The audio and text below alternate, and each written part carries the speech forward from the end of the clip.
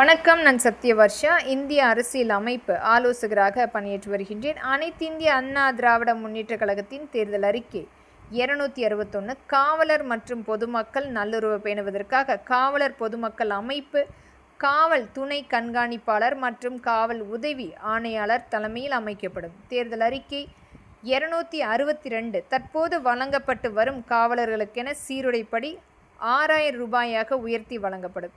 தேர்தல் அறிக்கை 263 ஊர்காவல் படையினருக்கு தற்போது வழங்கப்பட்டு வரும் குறைந்த வேலை நாட்களை அதிகரிக்க நடவடிக்கை எடுக்கப்படும்.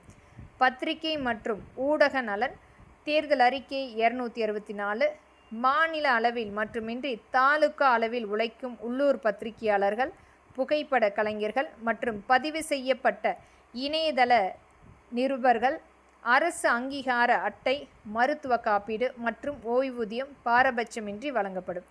தேர்தல் அறிக்கை 265 சொந்தமாக வீடு கட்ட விரும்பும் அங்கீகரிக்கப்பட்ட மற்றும் அங்கீகாரம் இல்லாத உழைக்கும் பத்திரிகையாளர்களுக்கும் கூட்டுறவு வங்கிகள் மூலம் ரூபாய் 10 லட்சம் வரை முழுமையாக வட்டியில்லா கடன் வழங்கப்படும். தேர்தல் அறிக்கை 266 பத்திரிகையாளர்களுக்கென ஓய்வூதிய திட்டத்தில் வருமான உச்சவரம்பு நீக்கப்படும். நன்றி.